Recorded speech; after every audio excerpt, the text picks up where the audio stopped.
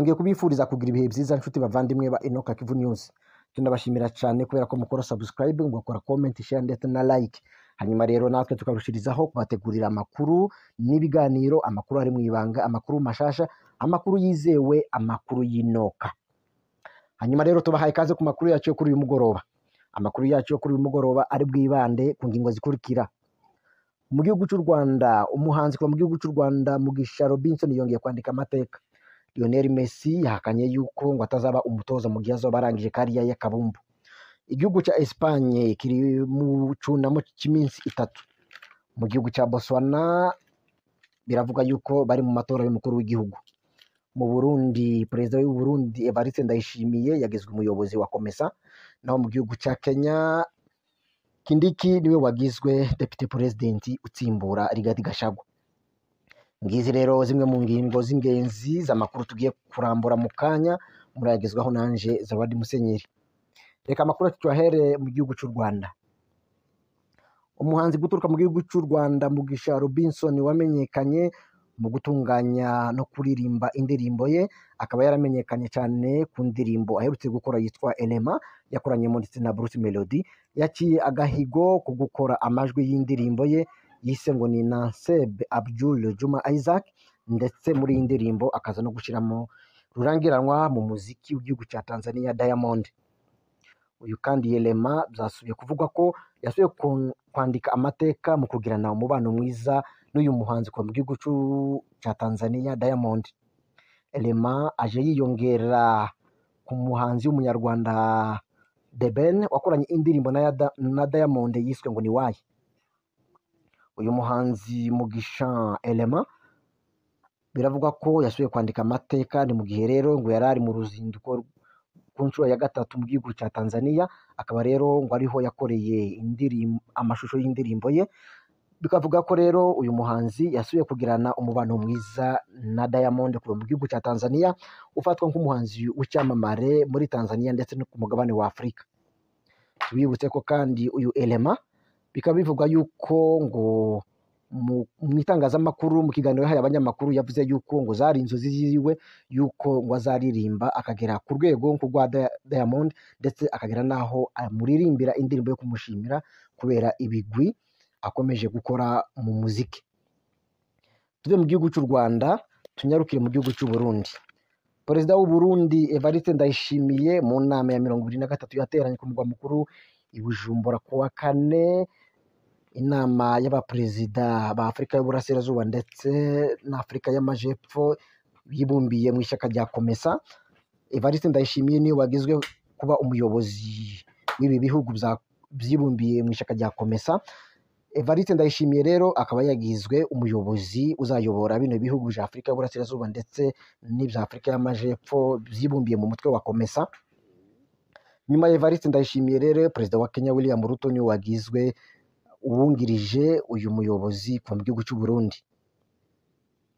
Tuve mu gihugu cy'u Burundi tunyarukire mu mahanga, turaza gusoreza mu gihugu cya Kenya. Mu mahanga, rutahizamu Lionel Messi biravuga yuko mu kiganiro yakoranye n'ikinyamakuru cyitwa ngo ni 400 Football yahakanye yuko ngo mu gihe azaba arangije kariya yiwe y'akabumbu watazaba umutoza. Lionel Messi kandi bagerageje kumubaza nimba azokina igikombe cy'isi giteganyijwe mu mwaka w'ibihumbi 2026. Lionel Messi yavuze yuko ngo atashobora kugira icyo bivugaho bitewe nuko ngo akabumbu cyangwa se football ihinduka, iragenda ihindagurika buri gihe ngo bitewe na sezo. Yavuze yuko ngo mu gihe azoba arangije imyaka ye y'izabukuru ngo adashobora kuba umutoza w'ikipe iyo ari yo yose, ngo ahubwo ngo azagenda akaja kuruhuka. Tuve hano muri kuri aya makuru ya Lionel Messi twerekeze mu gihugu cya Espagne. Igihugu cya Espagne kiri mu cunamo cy'iminsi 3 mu gihe rero aherutse kuza imvura igihuha cyane yahitanye abantu bagera ku 158, abandi benshi bakaburirwa irengero. Nyuma rero y'uru rupfu rw'aba bantu bahitanywe n'umwuzure, perezida w'iki gihugu rero yatanze gahunda y'iminsi 3 y'icunamo kugira ngo babibuke mu cyubahiro.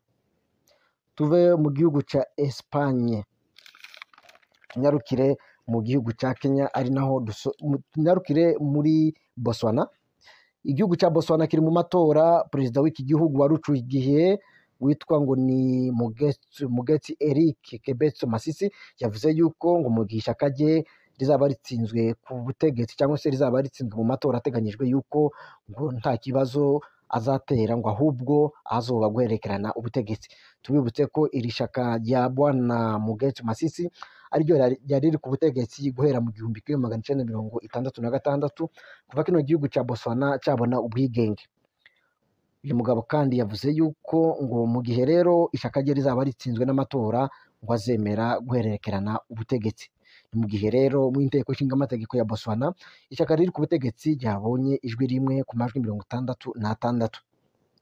Tuve muri Botswana tuje mu gihugu cya Kenya ari naho dusoreza inkuru yacu. Mu gihugu cya Kenya uyu munsi bihiriwe umuhango wo kurahiza Kithure Kindiki wahawe inshingano zo kuba Deputy President utsimbura Rigathi Gachagua. Rigathi Gachagua wagize ibibazo mu minsi ishize nk'uko mwabibonye ku mbuga nkoranyambaga, yegujwe n'inteko nshinga amategeko ya Kenya. Uyu munsi rero nibwo habaye umuhango wo kurahiza Kithure Kindiki watowe na perezida w'iki gihugu William Ruto kuzamubera vice perezida. Uyu muhango rero ukaba witabiriwe n'abantu benshi cyane. Uyu muhango ukaba wabereye ku mugwa mukuru wa Kenya i Nairobi, aho bita ngo ni KCC, the Kenya International Convention Center. Ni mu gihe rero uyu muhango witabiriye n'abayobozi batandukanye bo muri guverinoma ya William Ruto.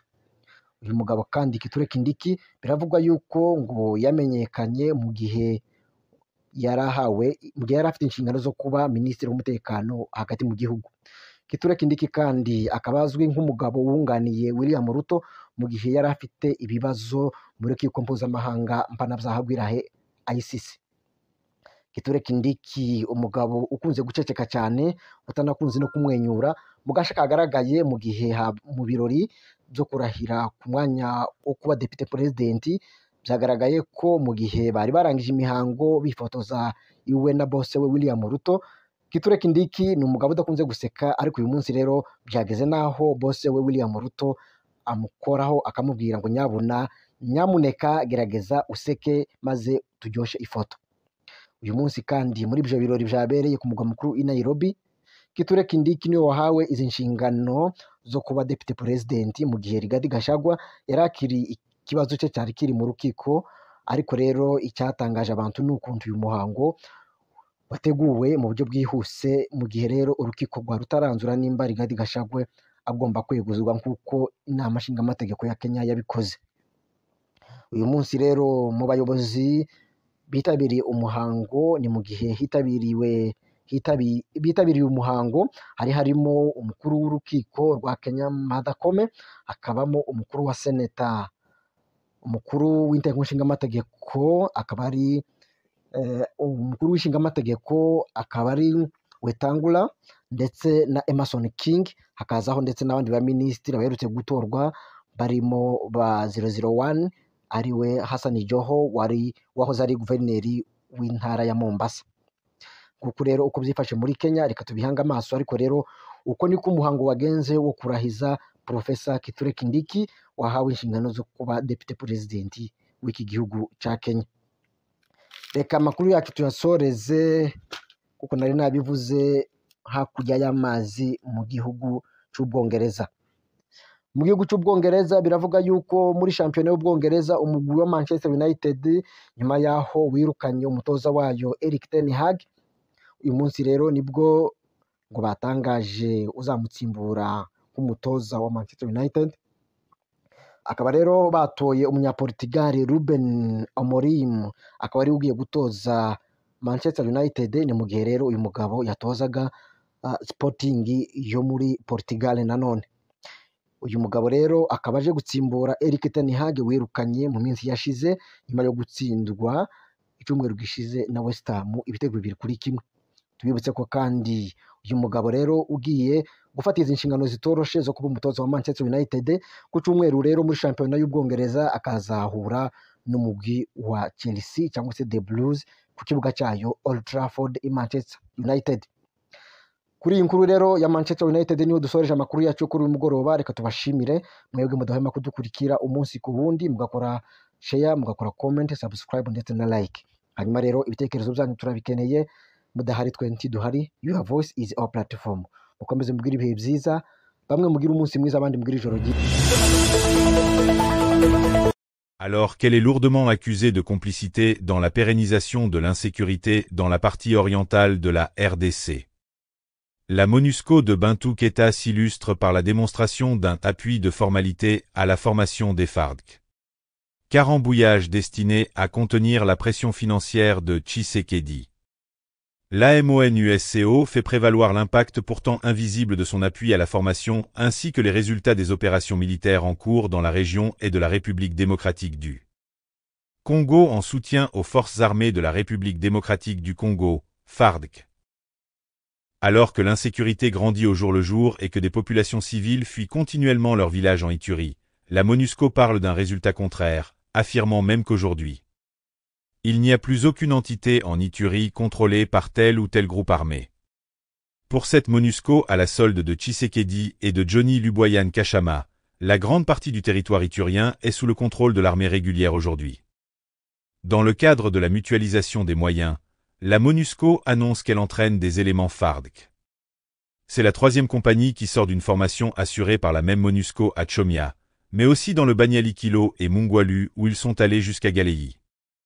Une dépêche inutilement optimiste de la MONUSCO dit avoir mis à la disposition des FARDC des meilleurs instructeurs de la QUASFOR, force spéciale du Guatemala de la MONUSCO. Pourtant, la MONUSCO reconnaît que Kinshasa fait face à une guerre asymétrique qui exige des réactions rapides et des opérations en profondeur. Comment comprendre que Johnny Luboya pleure continuellement d'une possible percée de Corneille Nangaa dans la province alors que la MONUSCO est grassement payée par l'ONU et Tshisekedi? Du 14 septembre au 31 octobre 2024, 100 soldats des FARDC ont été formés à Rwampara, localité située à une dizaine de kilomètres de Bunia. Aux différentes techniques et tactiques utilisées par les forces spéciales sur un champ de bataille, notamment la descente en corde lisse, le largage par hélicoptère, le combat dans une jungle et en zone bâtie ou urbaine, les tirs d'armes, etc. Une farce incroyable qui ne permet pas aux FARDC de résister face à des milices armées dans la région. Au total, ce sont plus de 1500 soldats des FARDC que la MONUSCO affirme avoir formés depuis ces 2 dernières années en Ituri, sans faire changer la situation sur le terrain. Johnny Luboya croit pouvoir gagner encore quelques jours de plus à la tête de la province de l'Ituri avec l'appui d'une MONUSCO qui ne vit et ne respire que des conflits armés en République démocratique du Congo.